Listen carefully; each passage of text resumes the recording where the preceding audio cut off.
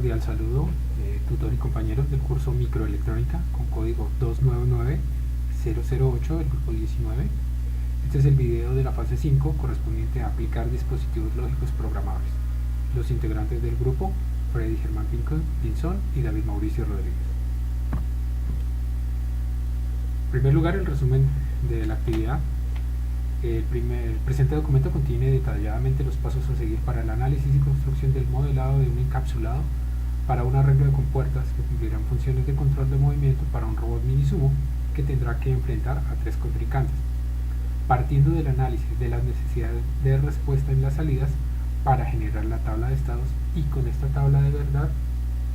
tabla de verdad, la cual será simplificada mediante álgebra booleana, obteniendo ecuaciones lógicas que describen el funcionamiento de cada salida de acuerdo a los estados en las entradas. Luego se procede a la ejecución de simulación del modelo usando las herramientas de SSH y Microwin, permitiendo observar los cambios en sus variables de entrada para determinar su incidencia en el comportamiento de las variables de salida y sus respectivas capas que hacen del integrado mediante una visualización en 3D. Vamos a ver algunos aspectos importantes de las lecturas, análisis de las mismas, conclusiones y referencias bibliográficas. Los aspectos importantes: el diseño de un sistema electrónico es un proceso que permite obtener a partir de las especificaciones una implementación del mismo. La especificación de un sistema es una descripción de su función y otras características requeridas para su uso, como la velocidad, tecnología y consumo de potencia. La implementación de un sistema se refiere a cómo éste está construido a partir de componentes más simples. Para cerrar el ciclo de todo el proceso es necesario verificar mediante un proceso de análisis que la implementación final del sistema se comporta como describe su especificación, y en caso de no ser así, esta debe refinarse y volver a recorrer el ciclo. Adicionalmente, históricamente las industrias, al ver la necesidad de aumentar los niveles de automatización en procesos, implementaron sistemas de relés, los cuales llegaron a un máximo nivel de eficiencia, el cual fue superado por las exigencias del ambiente empresarial. Por tal razón, desde 1968, a pedido de la empresa GM, se comienza el diseño y desarrollo de los dispositivos lógicos programables, PLC, los cuales presentaron diversos beneficios como mayores velocidades, más capacidad de programación, menor consumo de energía y escalabilidad, pero estos también se vieron superados en su momento, dando pasos a sistemas como los siguientes: circuitos integrados específicos, por su sigla ASIC. Son dispositivos definibles por el usuario. A diferencia de otros dispositivos, pueden contener funciones análogas, digitales y combinaciones de ambas. En general son programables mediante máscara y no programables por el usuario. Esto significa que los fabricantes configuran el dispositivo según especificaciones del usuario. Dispositivos programables de matriz, PAL. La arquitectura interna de estos componentes consiste en un conjunto de compuertas AND programables que alimentan a otras OR fijas. Todas las entradas a la matriz pueden ser combinadas mediante dispositivos AND entre sí, pero los términos AND específicos se conectan a términos OR específicos. Matrices lógicas programables, PLA.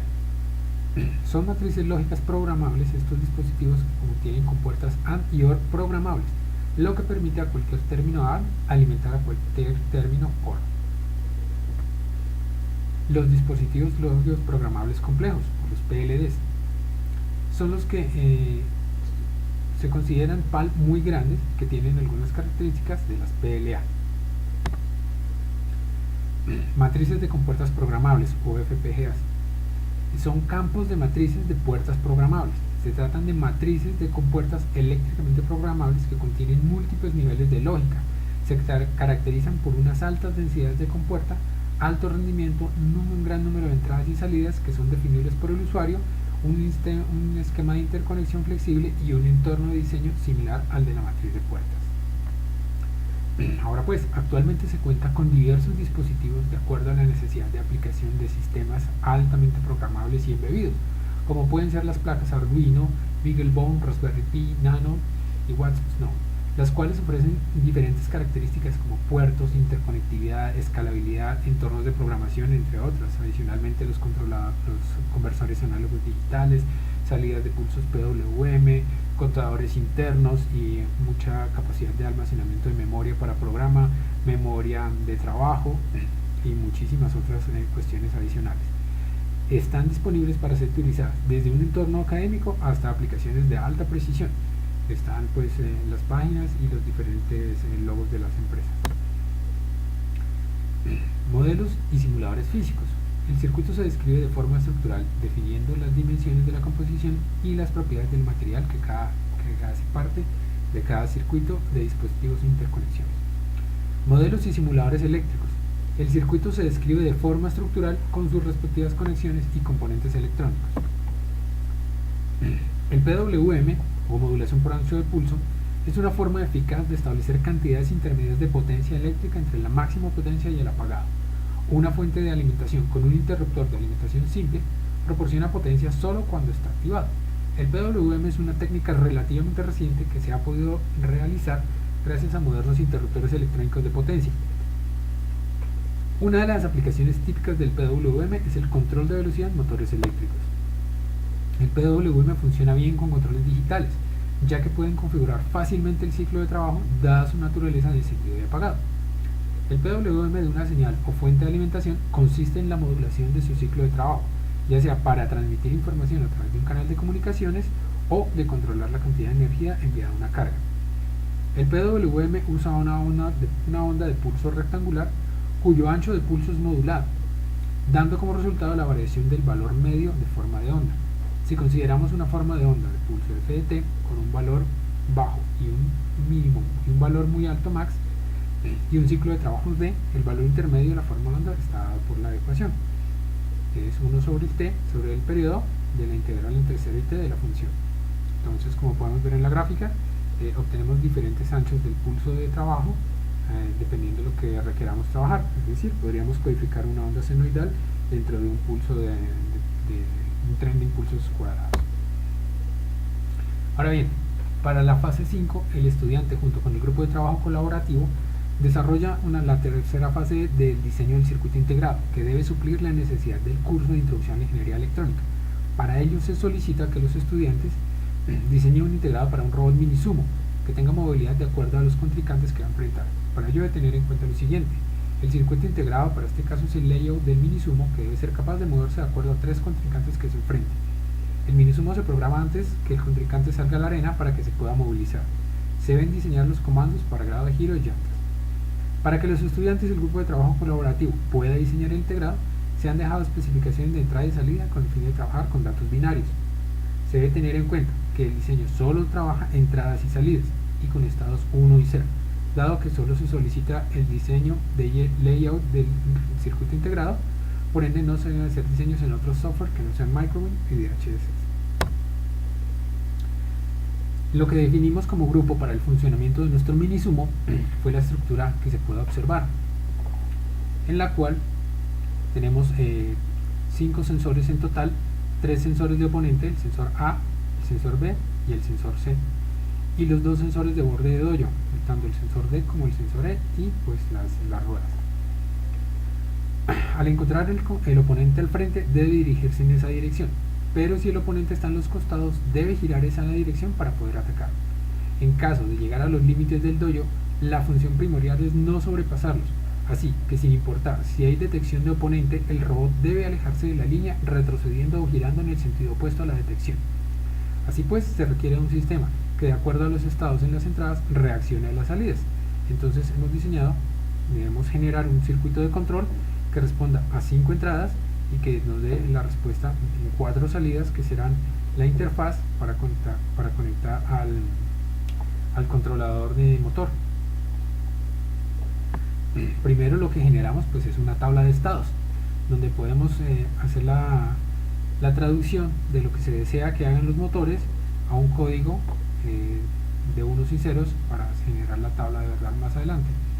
Lo primordial que decíamos es que si los sensores de borde tienen un 1 o hay detección de línea con el valor 1, los motores deben inmediatamente retroceder, o dependiendo pues la detección, debe girar en el sentido contrario de la detección para alejarse del borde, sin importar si hay detección, es decir, sin importar que haya detección de oponente, lo primordial es que el robot no se salga del dojo por sus propios medios.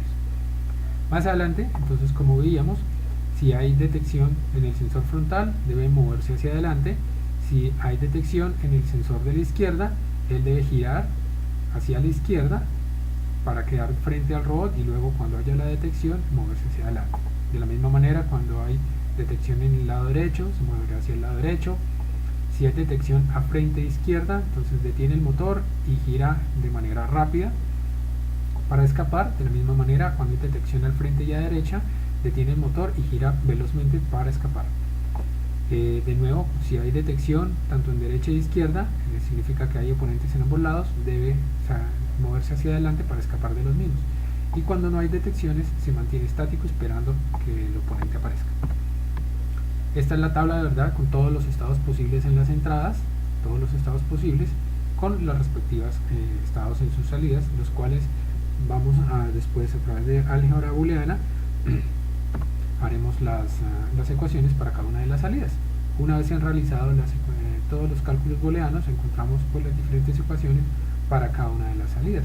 Es decir, como por ejemplo para la salida A1, la estructura lógica que define el funcionamiento está dado por dos puertas AND y una puerta OR.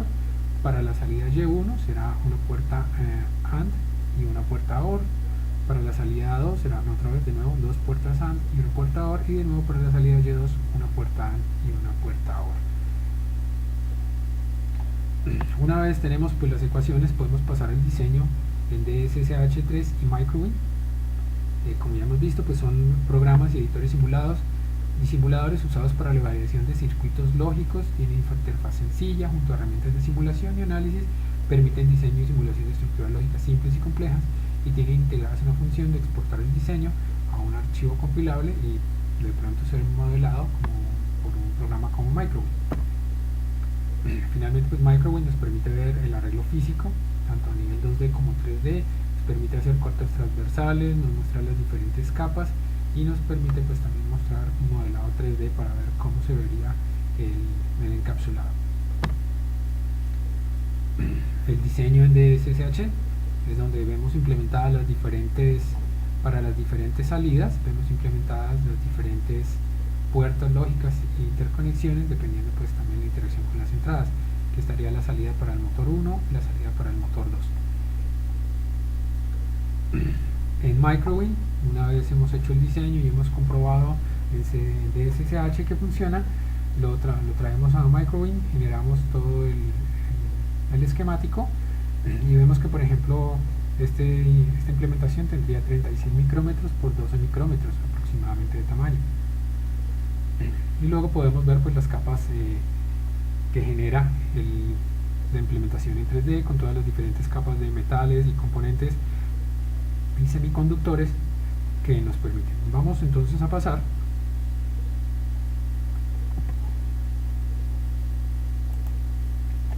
a ver en la simulación en DSSH. Entonces,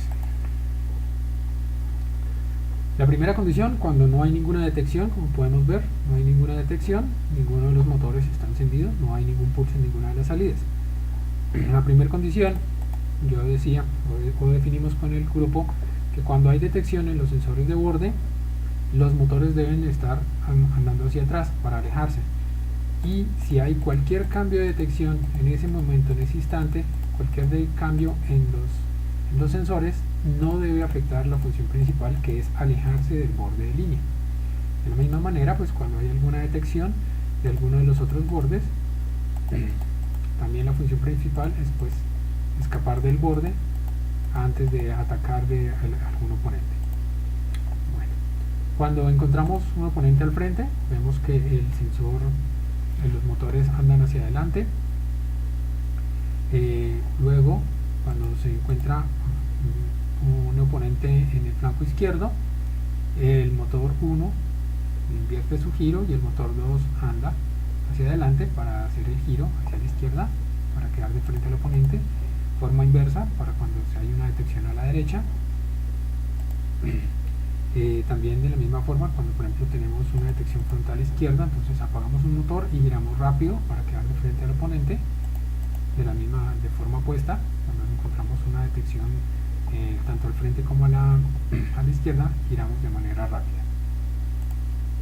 Este es pues el diagrama de funcionamiento el diagrama esquemático funciona de acuerdo a lo que hemos establecido en nuestra tabla de estados y en la tabla de verdad, y ya podemos proceder al modelado en Microwind. Como podemos ver, pues nos genera todo el esquemático, donde están todas las diferentes capas.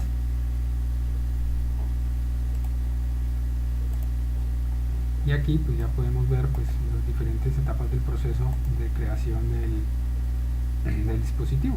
Entonces aquí ya estamos viendo cómo se crearía, cómo quedaría todo intrincado, los diferentes buses de datos, las diferentes capas de materiales y metales y todo intercalado.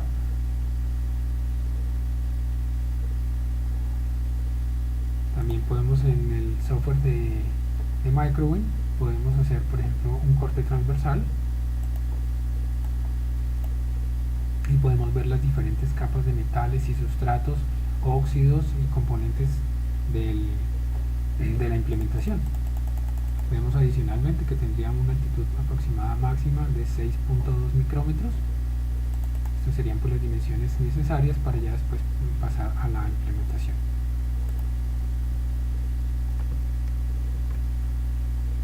Continuando entonces con nuestra presentación, llegamos a la parte de conclusiones.